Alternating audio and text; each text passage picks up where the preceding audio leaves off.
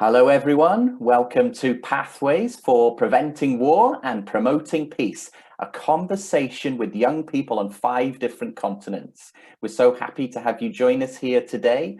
The purpose of today is to really share the narratives and listen to young people who tell us in their own words some of the barriers and opportunities for preventing war and promoting peace. This particular recording is done in partnership with and for Geneva Peace Week, and the recording interview is created by World Beyond War. We're so excited to have 5 wonderful young people join us from 5 different continents, and we're going to be introducing those young people shortly. To start with, what we want to do is give you a bit of a context for what's going to be covered today. And in order to do this, I'm going to be sharing the screen to give you a sense of where we're going. So our time together will be split into 3 main parts. First of all, we're going to be starting off giving a bit of a context with regards to youth and peace and security. Next, we're going to hear from young people, and this is going to really be the bulk of our work here today. We're going to hear from young people around their perspectives related to peace and war issues. And there's going to be time as well for questions and answers. In terms of the purpose, it's also worth saying something about the process as well. This recording today has really been co-designed, co-envisioned, co-led, co-created with and for young people who have been involved in setting the agenda really of what we're going to cover today. And it's about putting them at the center of youth, peace and security work. Here are the 5 speakers that we're going to hear from today. I'm going to say a little bit about them shortly. How the process is going to work like this. Each young person will have an opportunity to answer 2 particular questions. And then after they've spoke, another young person will have an opportunity to ask that young person a question about their work. The idea is that this is a space for co-learning and for sharing, an opportunity to learn from young people grappling with peace and security issues in different contexts, with the broader goal of learning from each other and the wonderful work that's being done in different places. Before moving and proceeding to the speakers, it was suggested by the young people that we provide a bit of a broader context for the youth, peace and security agenda. So in order to do this, I want to say a few words, and I've split it up into 5 different parts. So first of all, when we think of youth, peace and security, it's really important to start off by defining our terms. So what do we mean by youth? Well, youth means different things to different people in different contexts. And at the same time, if you look at the UN, they define young people as 15 to 24. If you look at the African Youth Charter, 35, and then other contexts in Africa would be up to 40. One way of thinking about it is to think of young people, teens, up to 29. Youth and peace has always been an important agenda. Many of the leading philosophers, politicians, spiritual leaders have all spoke about the importance of engaging young people in peace and conflict work. Most notably, perhaps, Mahatma Gandhi spoke about the importance of, if we really want to achieve real peace in the world, we have to start with children and youth. One of the things getting in the way, and this brings us on to the second part, of achieving real sustainable peace in the world is the war system. What do we mean by the war system? Well, we mean this perpetual preparation of war and war itself. So how is it that the world is investing 2 trillion a year in preparing for war? How is it that each year the economic cost of violence right now is estimated at more than 14 trillion?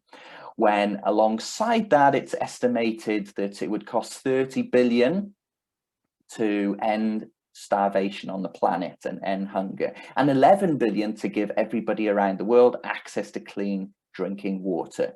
When you look at things in terms of numbers alone, a lot more is being invested in terms of preparing for war and war itself. In order to achieve sustainable peace in the world, we need to address the war system. And in fact, the United Nations has recognized this. When you look at the Sustainable Development Goals, which there's 17, peace is one of them. It's number 16. However, as the UN rightly say, there can be no sustainable development without peace. There can be no peace without sustainable development. Part of the idea behind that is that in order to make progress on all of the other sustainable development goals, we have to address the issue of violence. And the largest, most destructive example of violence is, of course, the war system. So that brings us on to, having spoke about youth and the war system, let's think about the roles that young people play in peace and security work. Well, in the broadest sense, we can think of the role of young people in 3 different ways. Victims of violence, and that is true, there is research on that. Perpetrators of violence also, there's considerable work that looks at that too. Also, there's the many young people. The fact is, the majority of young people, the majority of time, are peaceful.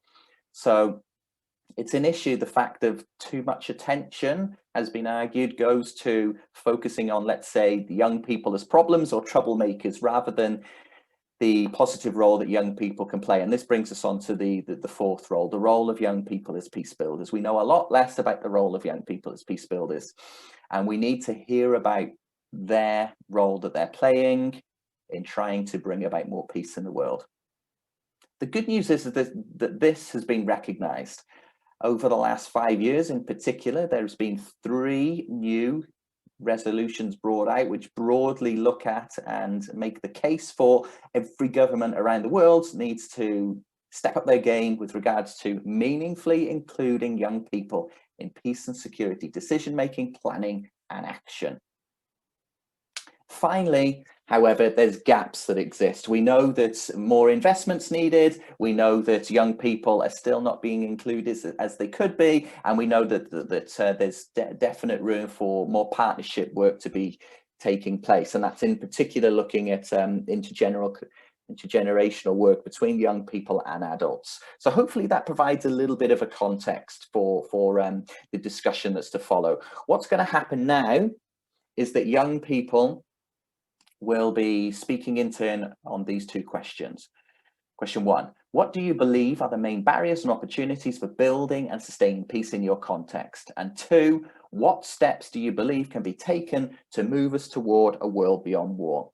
So with that in mind, we'd like to take this opportunity to invite our first speaker. I'm going to introduce them in turn. Our first speaker is a wonderful peace builder from Kenya, Christine Odera. She is the country coordinator and among the founders of the Commonwealth Youth Peace Ambassador Network, as I said, from Kenya, and representing the continent of Africa. And she's going to be reflecting on those 2 questions that we've just shared. So without further ado, I'm going to share screen and say thank you very much for joining us, Christina, and looking forward to hearing all about your wonderful work. Thank you. Thank you so much, Phil, and thank you for that great introduction. So while looking at barriers to peace in the African and Kenyan context, most of you might have known or know about the civil wars that happened here in Kenya, have happened here in Kenya and around Africa, being one of the barriers to peace. Civil wars, misappropriation of resources, and the proceeds used to undermine the justice system become among the biggest barriers to attaining peace here in Africa and in Kenya, to be specific. Because 1, economic interest. A lot of Africans and Kenyans in this context are actually poor. And it is said that a lot of Africans live under $1 a day. And so we're just looking for an economic capability that will make sure that we at least can sustain ourselves. Secondly, cultural values. We have a lot of ethnic marginalization and human rights violations that happen within our countries. And then the 3rd thing I'd say is the power of the government to control the countries has also been quite conflicting, because we're having a lot of issues of corruption and bad governance that then act as gaps and loopholes towards achieving a peaceful countries and a peaceful continent in this particular context. And so these three issues, economic interest, cultural values, and the power of the government to control its countries, remain the biggest barriers to attaining peace in Africa. And if these three are actually harnessed, then we will be on our way to achieving a really peaceful Africa. The other thing will be the youth exclusion. Can you imagine? According to Worldometer, the median age in Africa today is 19.7. In 30 years' time, that is in 2050, it is forecasted to be at 24.8. Meanwhile, we should be commemorating the 2030 Sustainable Development Goals. That is 10 years from now. The median age will be 21 years. And so this is to say that young people cannot afford to be excluded in this discussion when it comes to national building, because this is the population that is the most in these countries, and this is the population that has the energy to safeguard the socioeconomic sustainability of Africa. And so we really need to make sure that the vast majority of these young people who are now afraid of their future and are really worried about what comes next. And now after this pandemic, everybody is worried. Everybody is losing jobs right, left, and center, and we don't know. We're just fearing for our future. And if the government would really bring us on board and listen to our grievances as opposed to seeing us as threats, then we will be moving closer to achieving peace and a peaceful, a sustainably peaceful Africa. And I'd like to urge our governments to help us help them prevent pandemics that cannot be seen. We've already experienced pandemics that can be seen, but who knows what the future holds if the pandemics are going to continue. So please help us help you. And also, what do you want to be remembered for when you leave office? What will history judge you for? So please, I urge all our governments to make sure that the youth dividend is really taken care of, because we also just want to make sure that we are providing a safer future for ourselves and our children who are coming. Onto the steps that should be taken to safeguard some of these loopholes to advance sustainable peace. It is sad that the civilians have at least 530,000 firearms, between 530,000 and 680,000 firearms that are not documented, that are used for all of these civil wars that are happening to cause a lot of harm and violence within these countries. And so now that the world is moving towards digital and technology, then it's an opportunity and a gap to be filled. And by having a digital literacy as a skill is a must and a step towards us achieving a world beyond war, because this is not only going to be helping us have the ability to just join internet or to join social media or Zoom, but it's also going to help us navigate the security, the privacy, and the safety online and in our interactions with all the technological advancements. And so by generating things like digital IDs on licensed guns holders, we'll be able to make sure that a lot of these firearms that have been circulating will know the holders, the handlers, and the traders to track the weapons and know when it was actually fired and where. Then we can be able to manage some of this ammunitions in the urge to silence the guns in Africa, as it is the current African Union theme for this year. So the other thing is we could get drones with intelligence system to sweep and aerial surveillance with the aim of weeding out illegal firearms. I mean, this is technology that is already happening. So this is an opportunity for us to actually tap into these resources. And we have the young people to harness all this technology. And lastly, as I finish, I'd like to mention that we need to use emerging technologies like blockchain to manage records at key institutions of justice and to use them for smart contracts too. It's doable. We have the young people with the capabilities and the know-how to do this thing. And so here are a huge bulge of young people who are not involved directly, and they're just asking for all these opportunities. And I'm very sure once a young person has that opportunity to economically empower themselves, a lot of other people will be economically empowered to make sure that at the end of the day, we have a safer and prosperous Africa. I thank you so much. Back to you, Phil. Wonderful. Thank you so much, Green, for a very expansive analysis and reflection on the context-specific issues facing you, particularly in Kenya, but also more broadly in Africa. So as suggested, after each person speaks, one person will now ask Christine a question based on what they've heard. So can we invite the first person to ask the question, please? Yes, I'd like to question Christine. May I?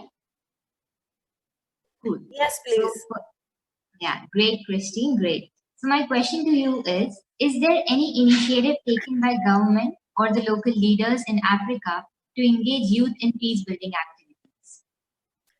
That's a really great question. Thanks, Laiba. Yes, so I'd like to be specific to the Kenyan government here. And in 2019, we actually reviewed the youth policy, and we're calling it the Kenya National Youth Development Policy, which is actually a step towards making sure that youth issues are being mainstreamed and taken into consideration into the key government holdings. So this policy is also going to make sure that a lot of young people are included in trade, in national building, in cultural activities and whatnot.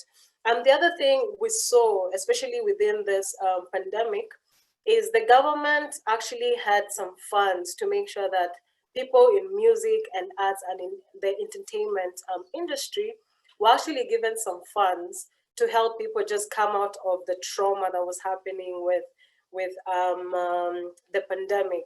So we're already seeing the government actually putting some money into addressing some of these issues.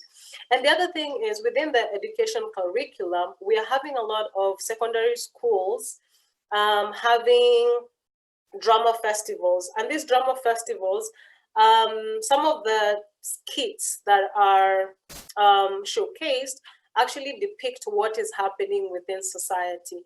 And one I remember is in 2013, we had a girls' school in the Western region in Kenya come up with a drama skit called the Shackles of Doom.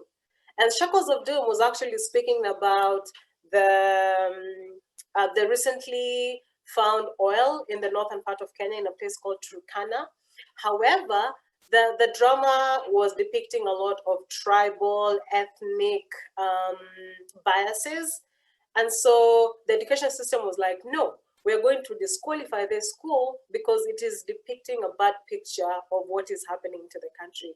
So we're seeing a lot of government inclusion in all of this in a soft power way of just introducing a lot of also young people into the sphere. I mean, at least they're doing something. Thank you. Lovely. Great. Thank you so much, Christine. Thank you, Christine, and thank you for a very wonderful question, Laiba. Thank you. So now we're going to move on to our next speaker. And in order to do that, let me just say a little bit about our next speaker. So our next speaker will be Sayako Ezeki Nevens. and Sayako is part of the Westchester Student Organizers for Justice and Liberation. She's part of that. She's part of the co-founder, board member, etc. And she also will be on war alumni as well. So Sayako, it will talk about the context of peace work and war abolition work in the context of the US and North America. So thanks so much for joining us, Sayako, and yes, please take it away when you're ready. First, I'd like to say thank you, Phil, and everyone for inviting me to be in this space. I feel really lucky to be able to hear from everyone and engage today. So in the United States, the sanctity of the military as an institution is the largest barrier for peace, because not only is the military budget essentially untouchable in the sense that the US has the largest military budget in the world and it's only growing, but the military is also ideologically untouchable. By and large, criticisms of the military are met with a lot of scorn from people. Many people see calls to end militarism as personal attacks on patriotic beliefs, attacks on people who served, or even attacks on democracy. And a lot of this sentiment about the sacred nature of the military stems from our education systems. In public school, I've been taught about war in a very uncritical way and from the perspective of the US spreading democracy. And the military is also allowed to recruit in our schools. At college fairs and other school events, the Navy and the Army have tables where they attract students with the promise of free college, free healthcare, and a life of travel to different countries. And this sounds very appealing to someone my age, but these images are actually really misleading. Many of these youth in the military are sent to foreign countries to become involved in wars that they have no investment in, wars that ultimately further US power at the expense of other nations and of the people the US sends out to fight. And people in the military are reported to experience increased mental health risks, including stress, substance abuse, and suicide, with the worst effects seen in youth, unsurprisingly.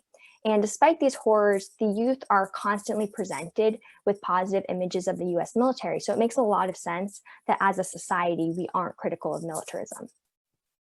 And if we are really to challenge all of these issues and war and militarism as a whole, we really have to seek ways to educate the public, beginning with the youth.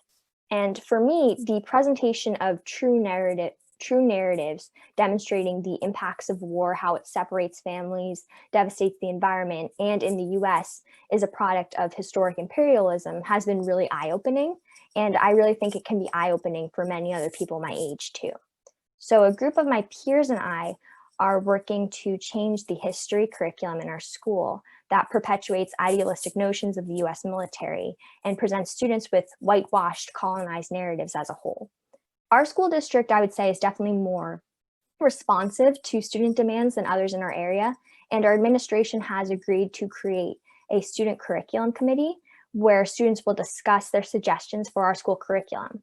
But even though this work hasn't begun yet, we're already anticipating a lot of pushback because there's only so much that we can alter in our school curriculum without deviating from the state mandated work.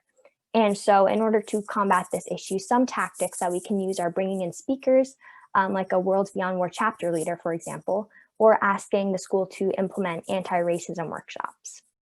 But on a larger scale, one example of wonderful youth organizing around demilitarization in the US is a group called Dissenters, and they're a national group that's building local teams of young people all across the country to force elected officials and institutions to take money away from war and militarism and reinvest them in community needs. And especially in a militarized imperial nation like the US, their exposure of how the elites profit off of endless war is really staggering to hear. But I would say that, unfortunately, the youth peace movement in the US is not as visible as it needs to be in order for the change we want to happen. But there are already many existing youth movements in the US that are very visible and are really growing rapidly, especially in relation to climate justice. These strong youth groups could potentially organize and educate around implementing systems for peace and justice, because war, militarism, and climate change are really interconnected. And there's also a powerful growing anti-racist youth movement in the United States, one that could also potentially organize around fighting the US's involvement in other countries with regards to imperialism, which is tied to racist ideology in many ways. So overall, if we start from the ground up and really work with youth to change their perceptions, who have the honesty of mind and their bravery to challenge unjust institutions, we can really work towards a just and sustainable peace. Thank you. Wow, wonderful. Thank you, Sayako. Thank you so much for another interesting context-specific reflection. And at the same time, I can see some themes running through both the speakers at the same time. So it's going to be really interesting to hear the other three speakers. So as per the last conversation, can we please have the next person to ask Saya a question, please? Yeah, hi, Saya. That was really great. Thank you so much for giving us this perspective and this outlook. There's elections happening like in 3 weeks, 4 weeks-ish.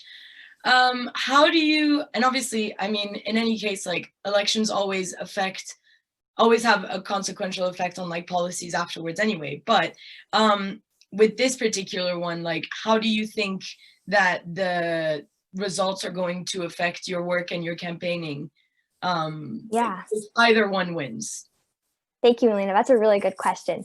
And I don't want to sound too dire, but I really think that militarism is so entrenched in the United States that with the candidates we have now, either way, it's going to be a very tough situation with regards to really addressing militarism and building peace.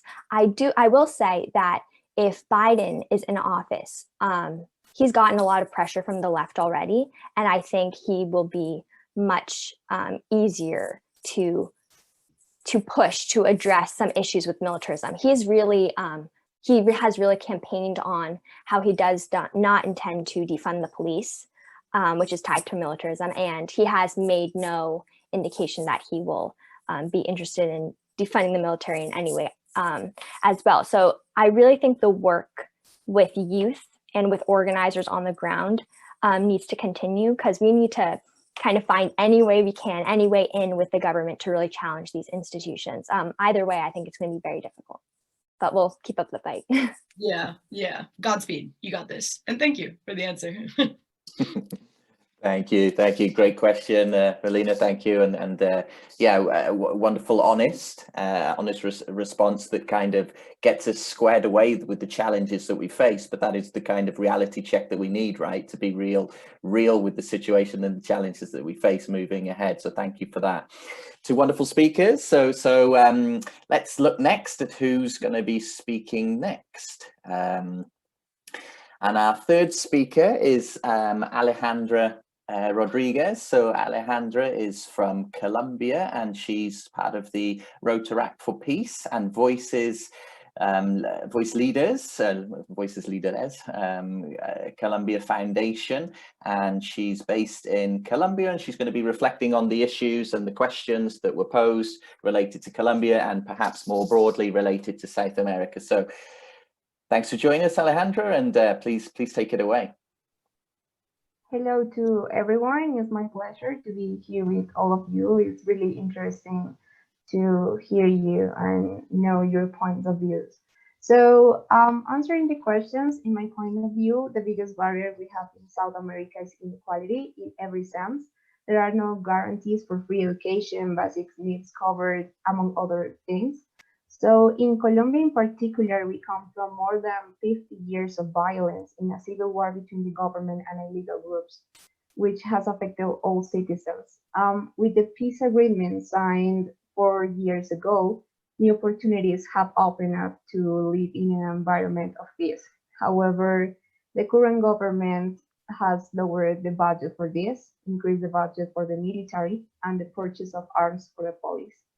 In addition, there have been 62 massacres this year, more social leaders have been killed than in 2019.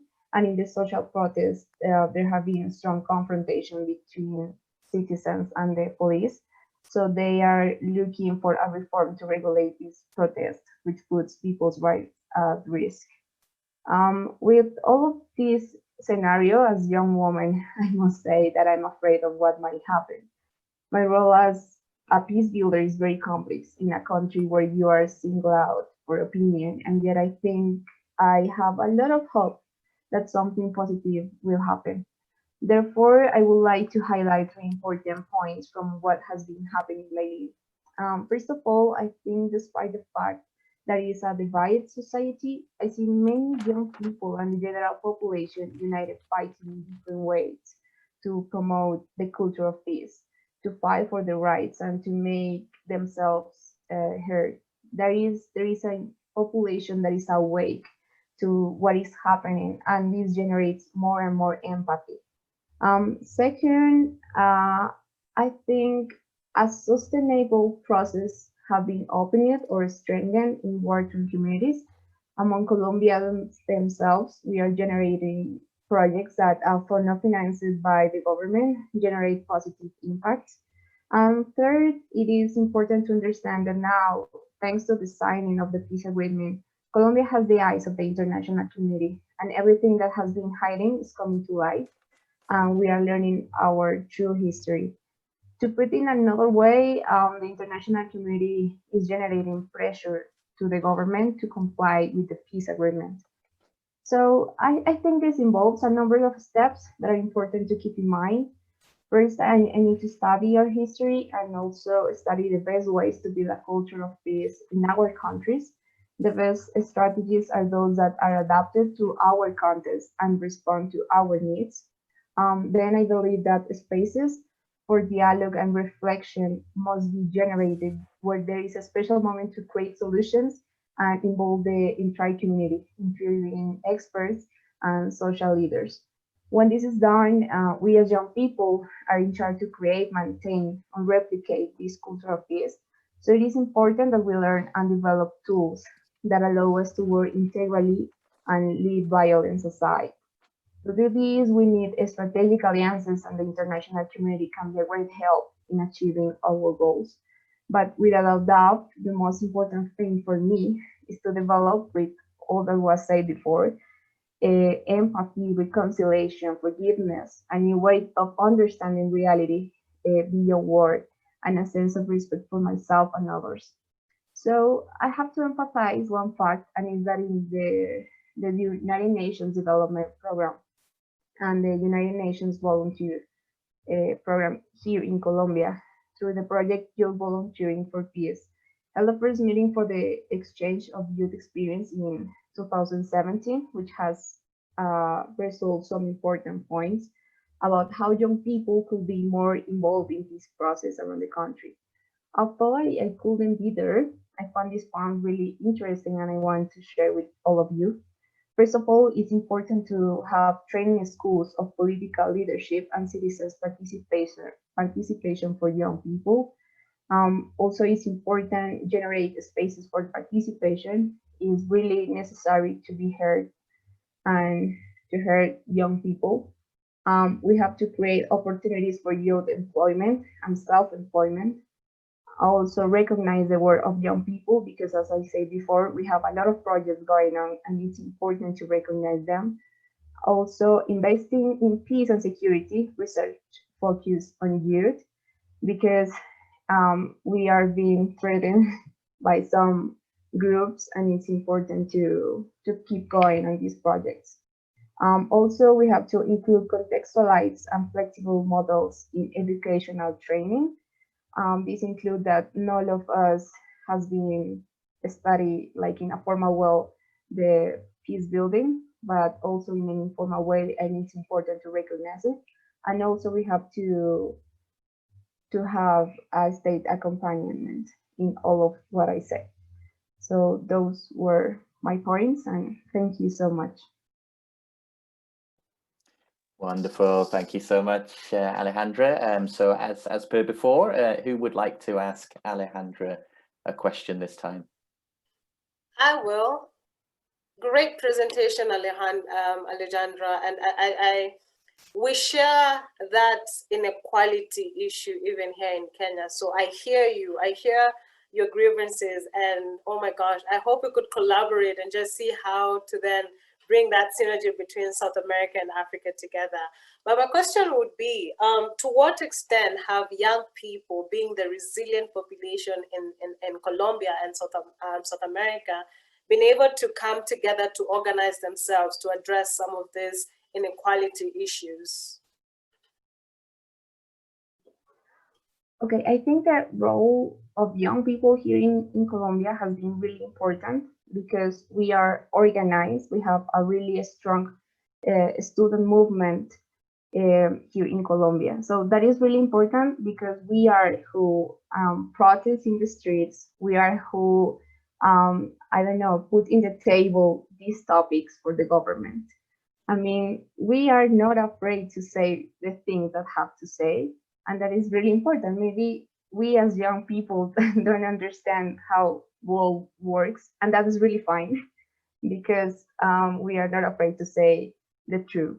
So we have a lot of things to say what we want to say, and it's not also by a scream or something like that. We have art, we have cultural groups, we have music, and it's really important to support these kind of initiatives that express what we feel about our country and about our necessities. So this put, as I told you before, in the table these delicate topics, and it's important to recognize them. Thank you so much for your question. Thank you so much for answering, and keep up the good work. Thank you. Thank you. Another great question. Thanks, Christina. Another great response, Alejandra. Again, we're seeing some interesting patterns, you know, in terms of the role, the inclusion, exclusion of young people, the importance of education. Christine spoke about the importance of arts, and Alejandra, you brought that up as well. All three of you have brought up the role of the military in all of these cases and the importance of education. I think, Alejandra, you stressed importantly the necessity and the need for peace building work to be contextualized for each particular place, and I think that was a very good point that you reinforced there. So thank you for that. Now let's move on to the fourth speaker, and the fourth speaker will be Melina Villanueva, and Melina is the research director at Educación, and you could say maybe a little bit about that. Hopefully I've said that okay, Melina, and is also the head of communications at the Women of Colour Advancing Peace and Security UK chapter. So Melina, origins French, DRC, and currently in the UK, so very well traveled, like many of our young people. So thank you so much for being with us, and yeah, in your own time, in your own way, please, Melina, please feel free to share what you would like to share with us. Yeah, well, thank you so much for inviting me to be on this panel, and thank you to all of those who have spoken already before. These are great speeches, and I feel incredibly honored and blessed to be on a panel of such amazing people from all across the world. But yeah, so my name is Melina, and I'm the co-founder and research director of Demilitarized Education, or Deducation for short. You were close, Phil. But yeah, it could be difficult to read. And basically we're a community and a guide for modern day peacemakers, guiding universities to push for world peace. Our main campaigning focus at the moment is getting universities to divest from the arms trade in order to effectively demilitarize their education. Because when we think about how to achieve peace, by we, I mean our collective consciousness as a society, the idea that usually comes to mind is that peace is the absence of war. And that's not necessarily false, but there are definitely, there's 1,000,001 actors at play when it comes to creating, sustaining, or even ending conflict. And one of these is our higher education system, because, universities at the end of the day are very much complicit in the arms trade and in the research and development of weapons that come out tomorrow. Why does this happen at a university level? Because universities are filled with people that have young, fresh, bright minds that are looking for, the next big thing. And what's better than a young, bright, fresh mind to, you know, to get innovative ideas. There's three ways in which universities and the arms trade coexist and interact, and effectively those are the three kind of barriers that we see in that context. We start off with research projects. Universities will usually get commissioned by like a company to do research for them for the next product that they will unveil. And as I'm based in Manchester, and so is education, we mostly look at like the University of Manchester as our example. In 2019, the company BAE Systems, which is like a British multinational defense company, they unveiled their Magma drone, and it's lightweight and it's super cool because it's like revolutionizing aviation, blah, blah, blah.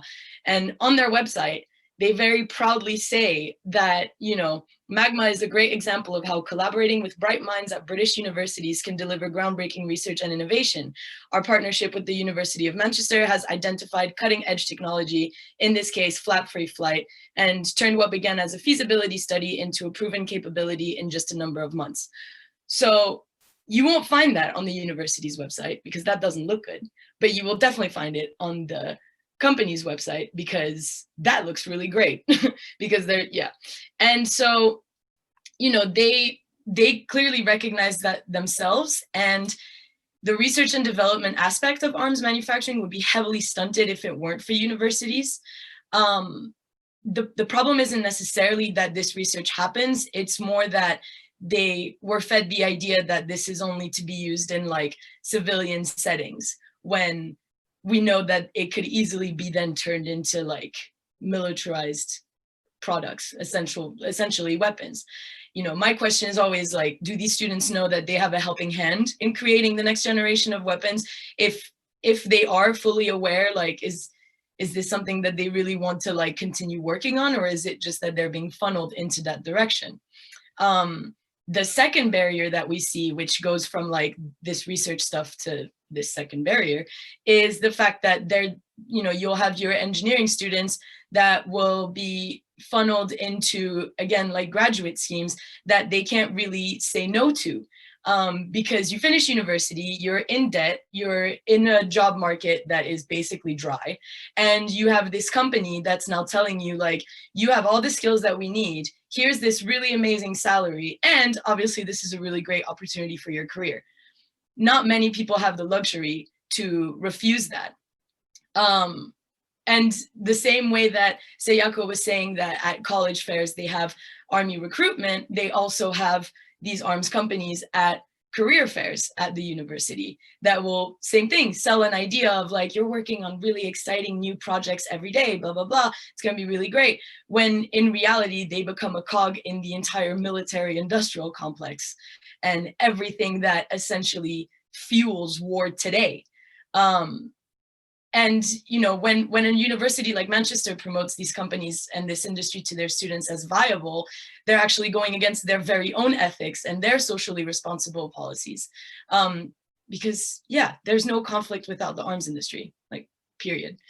And the third barrier now is the fact that there are investments from universities into the arms trade, which is something that is tricky to fully show because as huge institutions, universities will usually have like external fund managers. And so they're not themselves making these direct investments or buying the shares. You know, they'll use this external third party company and, you know, they just get the return on their investment. There's no questions asked really about how did they get it? And, you know, currently, UK universities as a whole, this is a figure brought to you by the Palestine Solidarity Campaign, but in the context of like Israeli apartheid, UK universities have over £450 million invested in companies that are complicit with Israeli apartheid. In the case of Manchester, I believe it's just over £5 million. And the issue with the investments is that a lot of these companies are dual use. So they'll have products or services that they offer that can be seen in a civilian light and can be seen in a civilian sense, but also very easily could be turned into something that becomes a part of the military or that's used in a militarized sense as well. This is the case, for example, with Caterpillar, who manufacture a bunch of different stuff that have to do with construction. And one of these things are bulldozers that can be armored, and those have been promoted as like field tested, but the reality is that they're field tested on Palestinian land and on Palestinians. So, this is a lot, right, to take into account, those three branches, those three ways in which this all works. This all goes to reinforce at the end of the day that like, this is very normal for education systems to have these kinds of things. If I had more time today, I would talk about like the drip by drip militarism that happens in primary schools, but like, I don't have the time. But by the point that you reach university, you don't even question it. And so, you like planes, you become an aerospace engineer, you get told that you're gonna work on this like drone project, you might not necessarily try and think, where is this going to be used, and it's unfair to our students that they have to suffer from the status quo in a sense, because their options and their opportunities get limited. If you're only ever told that you'll find a good job and a decent whatever in the defense industry, how are you supposed to look elsewhere? And as universities, we also shouldn't just be funneling, we shouldn't prioritize return on investment versus like actual innovation and actual like pursuing of how do I put this, of like mind excellence. We should actually be looking into ways that we can reinforce like sustainability and invest our time and our money in companies that don't profit from war, literally. All of this perpetuates a cycle of creating adults and individuals who won't ever question the militarized status quo.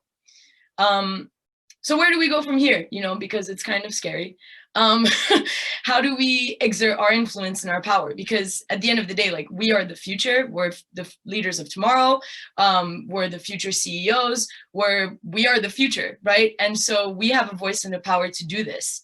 And the first thing that we must do as a whole is actually realize that like the status quo isn't working, and it has only ever worked for like a very small percentage of people, whereas it's had devastating effects for everyone else.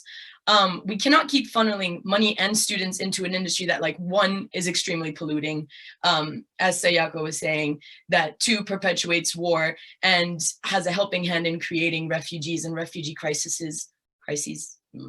And at the end of the day, three, it's not even about defense anymore. It's just about making those involved as rich as possible.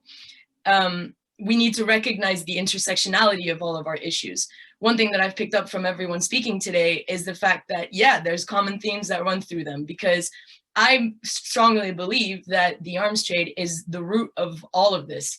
The fight for human rights, the fight for climate change, the fight for democracy. The arms trade has many eggs in many baskets. And, the protests we've seen in the US in regards to BLM turning violent is partly because of a police force that's been heavily militarized. We can't let go off of fossil fuels because the arms industry runs on it, and therefore it's not going to go anywhere, because also the arms industry is crazy rich. And we can't have free and fair societies where, politicians like essentially are actually caring about their people, because we have situations in which they're offered a great deal of money to buy weapons. And I mean, again, we don't have enough time today, right? But essentially, at the end of the day, like, divestment is possible. Leeds University 2 years ago divested from 3 military companies. And at the University of Glasgow, there's a coalition of student groups whose aim is to get Glasgow Uni to divest completely from companies that sustain conflicts abroad. So it is possible. It just takes a lot of organizing. It takes a lot of like all hands on deck. It just takes a lot of time, and it takes a lot of effort. But like, we definitely can do this, because it's our future at the end of the day. And it's our planet and it's our world, and we can find ways to, achieving long lasting and durable peace. Because if not us, then who's gonna do it? So yeah, thank you. Thank you, Melina. Another wonderful reflection on some of the issues related to peace and war, and you did a great job of relating it back to some of the common themes and patterns that you've seen. I think it could be made, an argument could be made that in terms of a lot of the issues that we're dealing with, grappling with today, can in different ways be traced back to the war system. To take one example, we're currently now experiencing different crises, right? Well, one is COVID right now, but we're also in the midst of two existential crises that if we don't get right, we won't have a second chance. One of them is climate change. Okay, so what's the relationship with climate change and and war? Well, if we take a look at who's the biggest polluter on the planet, it's the US military. So in order to address climate change, we have to look at the war system. The other crisis that we're facing is the nuclear weapons, which of course can be traced back to the war system again. So thank you so much for highlighting that. And another thing you've highlighted, which we definitely have to take you up on, is that you're right, there's not enough time here because we could spend hours and hours and hours, so let's hold it to it that we're going to follow up and have a round two of this because it's brilliant. So with that in mind, let's move on to our fifth speaker. And I'm going to introduce this person now. It's Liba. So Liba is Liba Khan, another wonderful young person who is a Rotaractor and the District International Service Director for Rotaract in India. So Liba's going to talk about the context of India and more broadly Asia. So thank you for being with us, Liba. Over to you. Thank you so much, Dr. Sergedin. First of all, I'd like to thank you for just inviting me for today's discussion. Now, before starting, I'd like to raise a question. What do you actually mean by peace? Is it respecting each other's diversity, justice, love, or something else? For me, peace would be an exotic moment without rush, when we all would be together in a sudden strangeness, beautiful strangeness of unity. To say a bit about myself, I have lived in India and have grown in diverse cultures. I am a proud Muslim girl who lives freely in India and yet proud to be living in India. But the more diverse India is, the more disparity exists. With disparity, I specifically mean economic inequality. According to the CIA World Factbook, the richest 10% of Indians own 80.7% of the nation's wealth. And the trend is going in the upward direction every year, which means rich are getting richer and poor are getting poorer. It has negatively impacted poor citizens' access to education, healthcare, and other resources. Thus, economic disparity is one of the major barriers in peace building within India. I'd like to quote the definition of world peace by Jody Williams here, which is sustainable peace with justice and equality.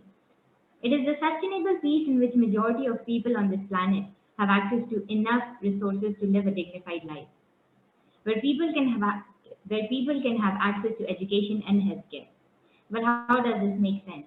Let me tell you. Because we cannot expect people to believe in peace when they are hungry, when they don't have any jobs, when there is such a huge discrepancy between developed and developing nations. For instance, this is the world right now. These are the people who have access to all kinds of resources and living a wonderful life. And these are the people who are living a miserable life and don't have access to even necessary resources.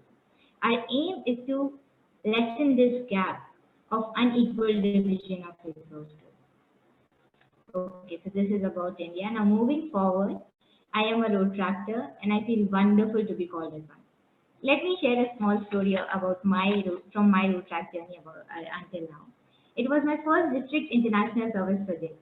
I had an idea, but I didn't know how to implement it. I was lost and nervous at the same time because I was new to all this stuff, Rotaract and this. So then I texted one district ISD Dinesh about the issue.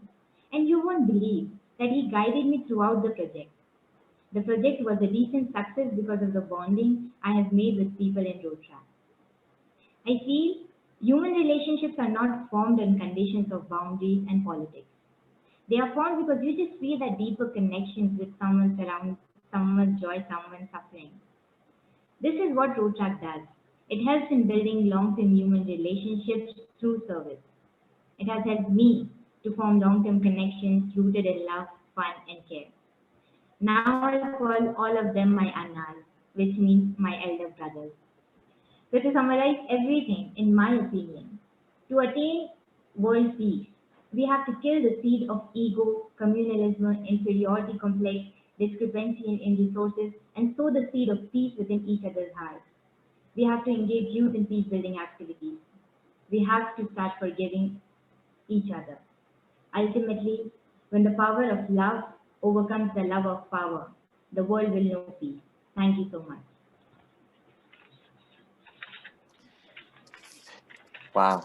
Wow, wow, wow, wow. When the power of love overcomes the love of power, that is such a wonderful statement. In fact, actually, I'm writing wonderful statements from all of you. They've been just, mind opening. So thank you so much. Who would like to ask Liba a question? I would. Thank you so much, Liba. Your words were really impactful to hear. I wanted to ask you a little more specifically, how is economic disparity in India affecting peace building efforts within the nation? Okay, so thank you for the question, Saya. Now, as I said that there is a huge discrepancy between between rich and poor. Like day by day, rich are becoming richer and poor are becoming poor. So basically, poor don't have access to even basic, resources like food, education, and healthcare. So even I am a human, even you are a human. We have to, somehow we try to live. So when they don't have money to buy food for a living, then they tend to rob. They tend to do loot. So like there has been many incidents like related to loot in India. Some like the problem of records, which we had in Chambal Valley, which is a region in India, was and is due to the exploitation of economically weaker sections by rich. So like if and it all this happens basically in rural India. So whenever they cannot access the resources, they just tend to loot. They just tend to choose the violence as their path to attain something. So there has been many incidents of violence between in India in the past, and even now it happens in rural India. Yeah, so that's my take for it. Thanks, Sayako. Thank you, Liba. Thank you. Thanks so much, Saya. Let's go to Melina, because I know someone's desperate to ask Melina a question. So please go ahead and ask Melina the question that you were going to ask. Thank you. Yeah, I would love you to ask a really important question for me, and I will give you an example what I want to mean with it. For example, here in Colombia, there is a very strong student movement, as I told you before, that has been charged with denouncing injustice, fighting for the rights of citizens, and creating intelligent alternatives to generate peace in their communities. This can be summarized in art, cultural events, and working hand in hand with the community. So having said this, I would like to ask you, what can be the key to sustaining this process, making them grow and taking care that institutions like the government do not end with them? Well, thank you for your question. What's the key? There's many keys. Like it's there's a lot of things that need to happen simultaneously. But from a student group youth perspective, I think it's just a question of finding your momentum so that you can kind of keep doing the work and keep doing the research that you need to do without burning out and drying yourself out. Because obviously it's not even that it's difficult, but when you were talking about Colombia and you were saying that some people have gone missing for kind of speaking their minds and bringing things to the surface. Obviously that's a huge stopper to getting anyone involved and to actually keeping things rolling and going and creating that accountability. So I would definitely say first and foremost, it's finding that momentum. And then second, I think it's really a question of educating those around you as well about these kinds of topics, because it can seem, you know, when my co-founder and I started education, I was like, there's no way we're actually going to get anything done, because this seems insane. Like, this whole industry is entirely political, and we're just two girls from Manchester. Like, there's no way. And I figured also it's super complicated. I'm not an economist. I'm not an engineer. Like, I don't know how I'm going to discuss these things. But actually, once you're able to break it down, or if someone breaks it down for you, it becomes something that's very easy to understand. And it becomes just how blatant, you know, things have been misappropriated and things have been misprioritized. I don't even know if that's a word, but here we are. So it is really, it's a two-sided thing of like finding your rhythm and finding your pace and finding your momentum, and knowing how to kind of keep it riding, knowing when to hold back a bit, knowing when to go in full force, and everything. And then on the other hand, it's also just, as you learn more yourself, educating those around you and holding these kinds of events and these spaces that are safe for people to come and to learn about these things and get themselves educated too. I hope that answered your question. Is that okay? Yeah, thank you so much. You're welcome. Thank you, Alejandra, for the question. Thank you, Melina, for a wonderful answer. So that brings us to having listened to 5 wonderful speakers and 5 wonderful questions, and I feel like I could sit here kind of 24 hours, you know, talking with you all. So as we reflect on what's gone on, I think it might be worthwhile us kind of stopping and thinking about what was the purpose of today. Well, part of the purpose of today was to really provide a space, and that's a word that's come up a lot today, so thank you so much, everyone, a space for young people to really share and tell us in their own words what they see as some of the main barriers and opportunities for building and sustaining peace in the world, and some of the ideas around the next steps that need to be taken to move us toward a world beyond war. The process through which this was done is just as important as what you're watching right now, actually, because it's worth highlighting that this was a process that began with the ideas of young people, that was informed by, you know, what young people wanted to do in terms of the questions that were asked. We've been working together on this process, and it's a co-authored, co-produced, co-designed, co-led piece of work, which is really about putting young people at the center of preventing war and promoting peace. If we think back about the 5 speakers, the 5 young people, I think of like little nuggets of gold that was said in each of the 5. Overall, it's right that overall there was some wonderful themes that come out, which can be argued spread across all 5. So inequality was a big word that come out in different ways, in different contexts. Obviously, the role of young people being both included and excluded is an issue that needs changing. And Christine, in particular, spoke about the youth dividend, and in terms of the let's say inequality dividend as well needs to be addressed. But if we look at the peace dividend as well, research showed, in particular by the Institute for Economics and Peace, that there's a growing peace dividend. So while some countries, and let's say in Europe in particular, the region getting more and more peaceful, other regions are getting less peaceful. So how can we go about using that youth dividend that has been brought up today to help us move the bar and lessen the inequality dividend and strengthen the peace dividend is the big challenge that I think we're facing.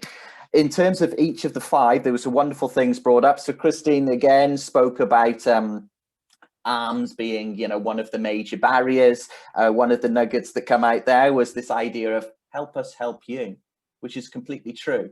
No viable approach in the future to sustainable development can be sustainable, can work without meaningfully including young people in the process. Help us help you. So that's one of the things that come out for me. Sayako spoke about a very interesting and let's say testing time right now in the US, and was posed a very interesting question about right now, you know, we're dealing with the elections. Did a great job in terms of centering the analysis on the role of militarism in perpetuating many of the world's issues that we see. And also at the end, you did kind of touch on in terms of the people that might be elected. It seems as though they're not too much peace orientated, and there might be a challenge there with regards to diverting attention away from the war system, which includes, and Melina brought up this as well, policing, you know. So how do we go about diverting attention away from the war system towards more productive activities, which is a challenge which Sayaka brought up. Alejandra, another great job in terms of also paying attention to militarism and raising the point that actually more funding is being put into the military right now, even though we're thinking about the Colombia after 50 years of civil war is going through the peace agreement and the peace process. So again, militarism at the core of the issues being there. Something that came up there was this idea of hope, and I love that idea, and also space as well, Alejandra spoke about, and also the idea of being context specific, how the strategies and approaches should be context specific. In that context, Alejandra spoke rightly about the role of history, and how do we go about writing textbooks or curriculum in a way that do justice to the 50 years worth of, civil war, which is a real interesting challenge moving forward, I think, for Colombia. Again, the role of youth will be central to that as well. And then next, Melina, great in terms of focusing on another brilliant thing that came out was this idea of young, fresh, bright minds, which come out to me in terms of, the universities today. Not many people know. So I think it was kind of eye-opening in terms of what you shared with us, the role of the university in perpetuating and how they're complicit in and implicated in the war system themselves that not a lot of universities know about. In terms of young, fresh, bright minds, we definitely have 5 young, fresh, bright minds with us today that are not just using their young, fresh, bright minds, they're putting their words into action, because that's what we need to do. We need bright minds, and we also need action as well. So action alone is not sufficient. Words alone is not sufficient. We need both. So thank you for that. And then finally, Liber, which is a nice kind of personal touch. I really appreciate you bringing that in terms of how you've become inspired to get involved with this work. And I think this will speak to a lot of other young people that are watching this. So thank you so much for sharing that. And you just kind of ended and kind of took my breath away, and so coined that, in terms of how can we move towards, the power of love and away from the love of power? Oh my gosh, what a lesson for us all, right? How can we do that? It's a lesson for us all to look at ourselves and think, how can we do that? So thank you for that. So I'm just blown away. And I think we've kind of achieved a task of enabling you to be put at the center and you share your perspectives. I'm aware that we've got about another, let's say, another few more minutes. Why don't we use this as an open space for you to ask any questions of any other young people, or put anything else forward that you would like to share with us today. And I'm going to go back to gallery here so we can all see us all. So let's use this couple of minutes. Over to you. How do you want to use the time? I want to, we're having a little bit of an exclusive chat on the Zoom chat, but obviously I think we're all just very grateful to be in this space together and to have met. And I, as a sitting board member of an organization called Women of Color Advancing Peace and Security, we are all women of color advancing peace and security. And I think that's pretty awesome, especially considering that, yeah, we're young people. I mean, that's it. So I just kind of really want to echo that, it is just so, thank you, Phil, for creating this space for us all to come and to share our views and everything. And thank you to everyone for, speaking their minds so greatly and brilliantly. Thank you. Thank you, Melina. I'll also like to say that as young people, we've learned the art of organizing ourselves and coming together to form a collective front and to share our issues. And so if meaningfully included into some of these spaces that we're really passionate about, it's really a force that you cannot break. and it's here to stay. So all these governments and politicians do not have an alternative or way out but to include us. Because if they don't include us, then we'll include ourselves. And it's not just in Africa, it's a movement of the world. It's in Africa, it's in South America, it's in North America, Russia, India, everywhere. So watch this space. I'd just like to echo what everyone's saying. I also feel very grateful to be in this space. It's really, the energy is amazing. And I've really learned a lot. And to speak on, Christine, what you were saying about we can't ignore the youth, like we are the movement based on truth. And we're just trying to get only true information, true narratives out into the public view. So we're fighting the good fight. So I feel very lucky to be with all of you here. Yeah, it has been really amazing to meet all of you. And as I told Saya before, it is like really interesting to know new tools for the construction of peace. And it's really interesting because we have like different points of view because we were working in different things. So that is really important. So I wanted to ask you, I would like to ask you all, what motivates you to continue working on these issues of peace?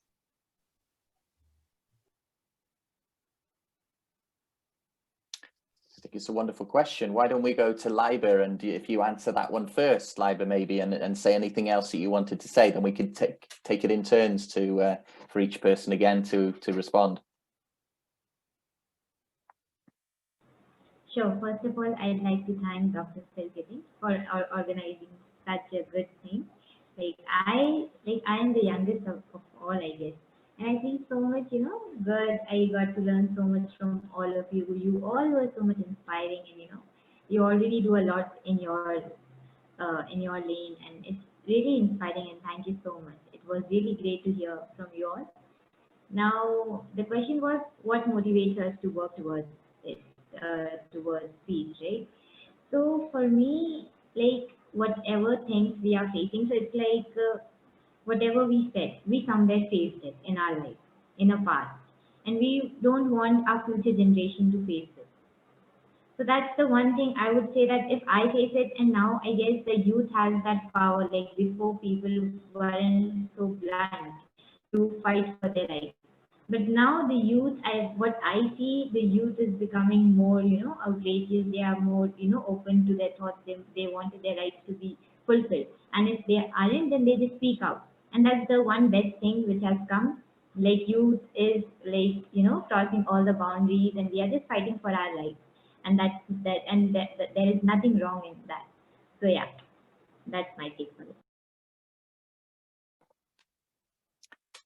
Thank you. So who would like to go next? Should we go in the order of maybe how we did it before? So maybe Melina could answer, maybe then Christine, then Saya, maybe in response to Alejandra's question, maybe.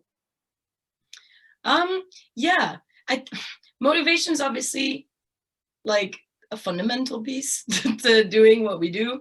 I guess for me, it has to do a lot with how I grew up. So my parents both worked for UNICEF. My mom still works for UNICEF. So I bounced around my whole life, and like my childhood years were in Cameroon and in Mali. And I think from being so young and seeing like the inequality that everyone had just seemed to accept as just such is life, was very already at my young age of like 6 years old, was already weird. And I think that like through growing up and having had, I recognize my privilege in that I've had very good education and everything. And, I think that from all of that, I got to a point now in my 20s where I'm just kind of like, things are not right in this world, and they literally have no reason to be this way, other than the only reason, I mean, for me anyway, the only reason why this is still the case today is because it's gone unchallenged. And it's just been, it's not that we've had a defeatist attitude or anything, but it's just that it's been accepted. And it's harder to envision a world that's different than try to, and you know, try to change it rather than just staying the way that it is, but it's obviously affecting people disproportionately. So I guess, yeah, I guess for me that motivation is just the fact that, and as Sayako was saying, that, you know, we're the generation that wants truth and that wants to just be told the truth. Like what motivates me is knowing that, like, I want to bring the truth to the light as well. And I want to actually not necessarily expose, because yeah, I'm not trying to get blacklisted, but like just actually, you know, bring to light a lot of things that haven't been brought to light because people don't want it to, because it would disrupt the system. I think that was okay. Yeah. Thank you so much for that question, Alejandra. I've actually been reflecting about it. And for me, peace is the desire of every beating heart. And I remember growing up, I grew up with a lot of, going to school with a lot of refugee children who are running from Ethiopia or South Sudan. And in Nairobi, I remember just growing up, seeing a lot of inequality and just hoping somebody would come and do something. And then I challenged myself. I told myself, if I'm waiting for somebody to come and do something, I might be the person to come and do something. And so every time I feel like I don't have the energy to continue, I remember there's a kid somewhere who has been killed, or there's a family somewhere sleeping hungry because the parent was killed with somebody who did not even care what they were supposed to do or where they were supposed to be, or just seeing the government marginalizing some communities because of representation or their cultural beliefs. And so I just got tired of wanting someone to come and help, and decided I'm going to jump the ship and be the person to, you know, come and speak about all these issues and bring others on board, so that we can form a force that can together work towards achieving the peace that we all yearn for. Because at the end of the day, everybody wants peace. If you're healthy and you don't have peace, are you even healthy?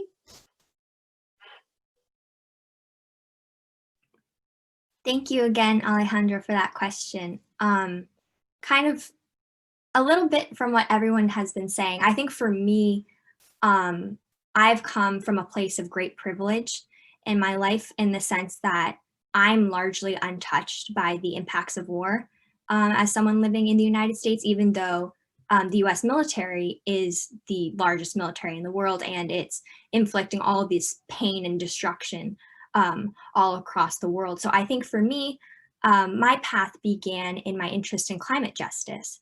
And then as I learned more about how militarism and war are greatly tied into the climate crisis, it really educated me and opened my eyes about how this injustice is just all over the world, and it's being purported in large part by the military of the country where I live. And so I feel a sense of responsibility that I can't just be complicit and sit here with my privilege and not act in any way. Thank you, Sayako, thank you. And Alejandra, thank you so much for posing a really, really interesting question. And I think it's a very, very interesting question in the sense that all of us, there's tasks for everyone in peace building, but that's not to say that everybody should play the same tasks. So one of the questions that we should all be asking ourselves is, what role do I want to play? You know, some will be leaders, some will be thinkers, some will be doers, some will be strategists, some will be supporters, etc. So it's really, really important to think about, you know, the role that we want to play, and that involves turning the mirror inwards and looking at ourselves. And actually in doing so, that might actually bring about the biggest change that needs to take place, in terms of it might actually involve a change of our own attitudes and our own ways of working. So you've all been critical, some of you speaking about your own privilege and where you come from. That's really important to understand our own positionality in terms of how we approach peace work. So I thank those that did come forward, and I myself am from the UK, so I acknowledge my privileges as well. So thank you so much. And Alejandra as well, if it's okay with you, I think you've kind of started something here. I think you've started something in the sense that we need to organize another kind of discussion and use your question as a guiding question for the whole podcast or interview, because I think it's such a wonderful question. You know, what brought us to do the work that we do? So so watch this space, everyone, in terms of the next up and coming podcast or recording. Meanwhile, I will finish with this by saying it's an absolute privilege and honor and pleasure. And I feel so emotional and so thankful to the wonderful young people here that have really keep me inspired, you know, to do what I try and do. You are the reason why I do what I try and do. So thank you so much. And thank you so much for sharing these wonderful reflections with us today, which, as we know, was part of the Geneva Peace Week and the recordings created by World Beyond War. So thank you so much. And as Christine said, so let's finish with Christine's kind of, we're not going away. And as you know, so watch this space. So let's finish on that. And I think the other good thing that was brought about is that peace is a universal aspiration for everybody, bar none. It's not a universal reality, however. Another thing which is a universal factor is that no country, no context will reach peace sustainably without the meaningful inclusion of young people. So I think, thank you again, young people, for bringing that up, and thank you for sharing this space with us today. Thank you so much.